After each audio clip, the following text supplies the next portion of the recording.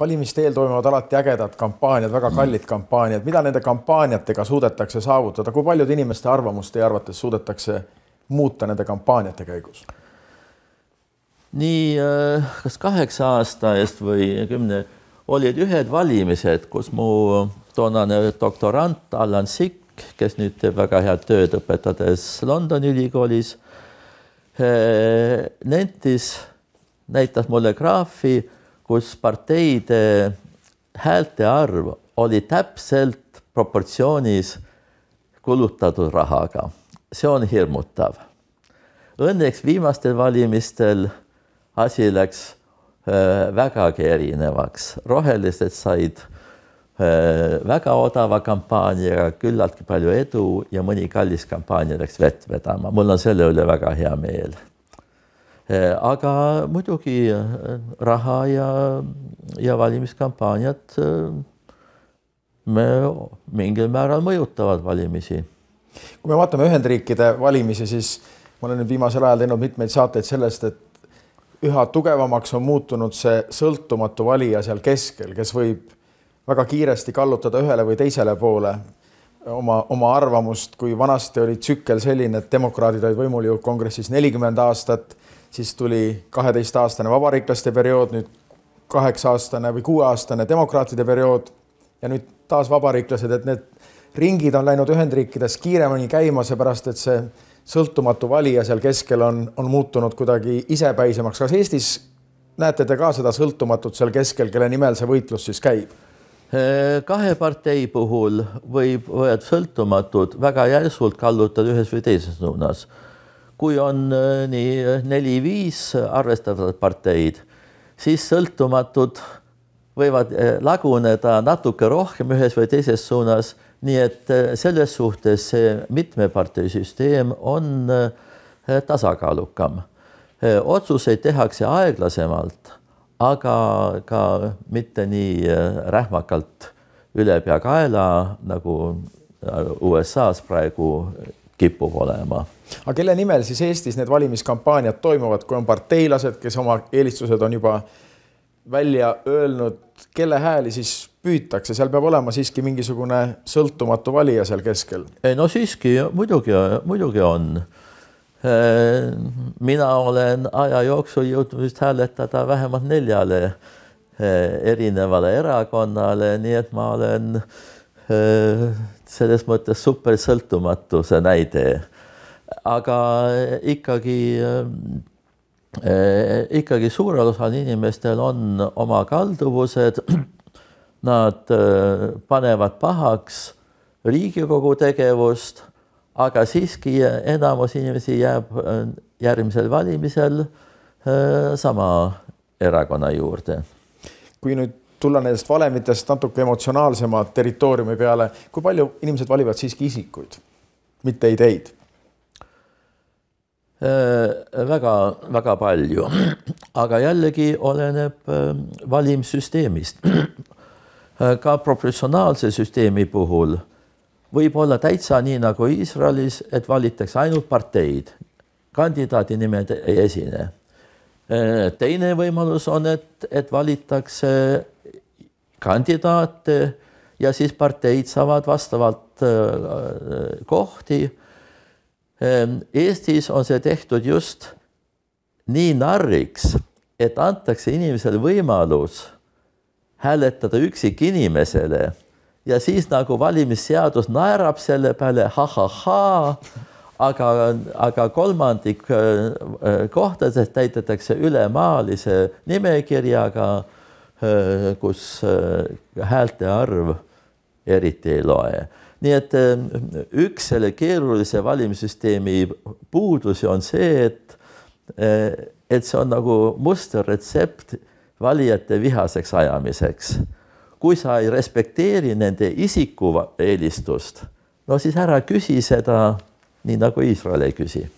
Samas on Eestis ka neil valimistel tulnud nüüd üksikkandidaadid, kes siis püüavad just oma isikuomadustega parlamenti pääseda. Kas neil on üldse mingisuguseid šansse? Šanssid on väga väikesed, sellepärast, et nemad peavad tõesti saama ühe kvoodi hulga hääli kätte, kui teistel parteiliikmetel ei ole seda vaja. Nii et kui üksikkandidaat ei saa kvooti kätte, siis temale antud hääled lähevad kaduma. Kui juhtub nii nagu Indrek Tarandiga eurovalimistel, et ta saab 3 kandidaadi osa hääli kätte, siis on jällegi 2/3 häältest raisatud, oleks vähemaga sisse saanud. Nii või teisiti, mida siis Indrek Tarand Europarlamendis tegi, ta pidi tegema otsuse, millise fraktsiooni ta liitub. Ja see on see üksikkandidaadi, sõltumatu kandidaadi tulevik ka Briti või Eesti parlamendis, et kui ta tahab mingit mõju avaldada Riigikogus, siis ta peab tagantjärgi ühe fraktsiooniga liituma. Aga kas see on tervitada teie arvates, et poliitilisele maastikule ilmuvad sellised üksikisikud? On küll, kui parteid untsu lähevad ja see kaldus on praegu ülemaailmselt, et nagu kõik parteid mängivad omavahel kokku, et nad kõik püsiksid. Kui tuleb selline parteide ühisdiktatuur, siis on tingimata vajalik, et rahvas saaks sel kombel oma rahulolematust väljendada, et hääletavad nimme ühiskandidaatidele, üksikkandidaatidele. Ja on olnud aegu Eesti poliitikas, kus ma olen mõtelnud sellele, et kirjutan enne valimisi artikleid, et seekord hääletage üksikkandidaadile. Kas sel korral te kirjutaksite neid artikleid? Ilmselt ma ei ole kirjutanud. Te olete ise ka olnud vähemalt ühe uue partei loomise juures Eestis. Kui raske see Eestis on, et uued poliitilised jõud tekiksid ja kas neid oleks praegu veel kaardile vaja? Kui arv langeb üle 4, alla 4, suurte parteide arv. Ja, siis jääb seal huvisid vajaka, mis vajavad väljendamist ja on kergem luua uut parteid. Kui on juba 7-8 parteid Riigikogus olemas, siis on palju raskem saada hoogu uuele parteile. Aga Res Publica ja Rohelised on musternäited, kuidas asi on rohkem homse ilma kui üldise kliima moodi. Res Publica tuli väga suure paari rahamehe rahalise toetuseta. Ma ei ütle, et nad seda kuritarvitasid, aga oli algusest peale oli raha olemas. Öelge see uuesti, te ütlesite toetuseta, toetusega? Toetusega, rahaline toetus.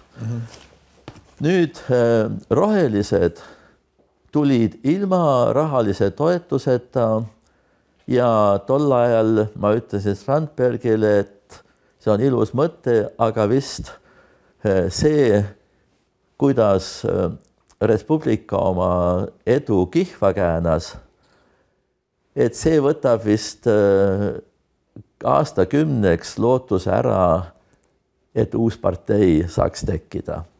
Sai tekkida, isegi ilma rahata, sai jalad alla.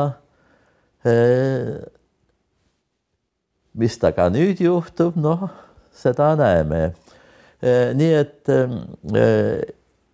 seni vähemalt, kui Eestis ei ole liiga 7-8 parteid Riigikogus, on näiteid, et tõesti Eestis saab uusi erakondi luua ja on ka näiteid, et pärast seda, kui on loodud ja olnud edukas, on väga raske seda parteid edasi elus hoida. Me oleme nüüd läinud ka selliselt kliimajutult meteoroloogia peale liiga lähedale võib-olla poliitikule. Tuleme nüüd natuke tagasi kaugemale. Kuidas teie üldse jõudsite valemiteni ja selle ideeni, et ilmselt siin on füüsikut näha selle taga, et neist sotsiaalteadustest tuleb hoiduda sellisest pehmemast poolest, et ka valitsusi saab väga kindlate valemitega analüüsida parlamente? Kliimatasandil saab küll. Nagu see, mu näide, kui on 5% künnis, siis võib parlamendis olla ainult 1–20 erakonnani ja siis geomeetrilise keskmise mõiste. See on hiiglatõhus. Teine asi on, et kogu ühiskond koosneb ühenduskanalitest. Inimesed, kellel pole ühenduskanalit omavahel, see pole ühiskond. Need on üksikud kütid metsas. Ja nii, et see ühenduskanalite arv ja selle tasakaalustamine mängib rolli väga mitmel pool. Esinduskogu suurus, kuupjuure seadus, läbilõikeline valitsuskoalitsioonide kestvus oleneb, kui palju on erakondi parlamendis. Mida rohkem erakondi parlamendis, seda rohkem on ühenduskanaleid, mis on ka tülikanalid. Ja siis tuleb välja selline reegel, et keskmine valitsuse kestvus on 42 aastat jagatud parteide arvule ruudusum kaudu. See ei ütle sugugi, et kõik valitsused nii kaua kestavad. Ilm võib muutuda.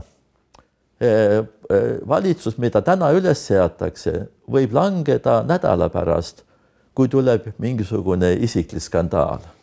Ja ta võib kesta palju kauem, aga läbilõikeline üle mitmekümne aasta, jah, see on ennustatav. Kuidas te tasakaalustaksite neid kahte väidet, et asjaolud otsustavad kõik ja teiselt poolt siis need valemid? Asjaolud otsustavad väga palju kindlas raamistikus. Kui on 1% künnis, siis mahub parlamenti 100 parteid. Kui on 5% künnis, siis mahub 20 parteid. Selles mängumaa on ühel puhul palju laiem kui teisel puhul ja juhused toimivad ikkagi teatava raamistiku sees. Mõjutab nii juhused kui ka raamistik. Aga kui võtame nüüd asjaoludeks näiteks skandaalid, sündmused, et need tegelikult otsustavad väga paljus, vaatamata kõigile korrapärasustele?